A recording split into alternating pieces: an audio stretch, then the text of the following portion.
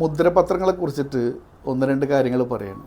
കാരണം വെച്ചാൽ ഈ മുദ്രപത്രങ്ങളുടെ വാലിഡിറ്റി, അതിൻ്റെ കാലാവധി എത്രയാണ് എന്ന് പല ആളുകളും ചോദിക്കാറുണ്ട്. ഇപ്പോൾ ചാവക്കാട് നമുക്കൊരു ആധാർ എഴുത്തിൻ്റെ ഓഫീസൊക്കെ ഉള്ളതുകൊണ്ട് ഈ ആധാരം എഴുതിക്കാൻ വരുന്നവരോ അല്ലെങ്കിൽ അഗ്രിമെൻ്റ് എഴുതാൻ വരുന്നവരൊക്കെ ആയിട്ടുള്ള ആളുകൾ ചോദിക്കുകയാണ്. പ്രധാനമായിട്ട് വീട്ടിൽ ഒരു മുദ്ര പേപ്പർ ഇരിക്കുന്നുണ്ടായിരുന്നു, അല്ലെങ്കിൽ വീട്ടിൽ കുറച്ച് മുദ്ര പേപ്പർ ഉണ്ട്, അത് ഉപയോഗിക്കാൻ പറ്റുമോ എന്ന് ചോദിക്കും. അപ്പം അത് ആരുടെ പേരിലാണോ മുദ്ര പേപ്പർ ഉള്ളത് അയാൾക്ക് ഉപയോഗിക്കുന്നതിന് കാലാവധി ഉണ്ടോ, എത്ര കാലം വരെ ഈ മുദ്ര പേപ്പർ ഉപയോഗിക്കാൻ പറ്റും, ഒരിക്കൽ വാങ്ങിയ മുദ്ര പേപ്പർ ഉപയോഗിക്കാൻ പറ്റുമെന്നൊരു സംശയം പല ആളുകളും ചോദിച്ചിട്ടുണ്ട്.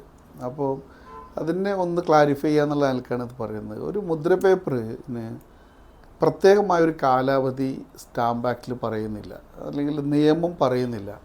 അപ്പോൾ നമ്മളൊരു മുദ്ര പേപ്പർ വാങ്ങി, നമ്മൾ വീട്ടിലൊരു മുദ്ര പേപ്പർ ഉണ്ടെങ്കിൽ ആ മുദ്ര പേപ്പർ ഉപയോഗിക്കാവുന്ന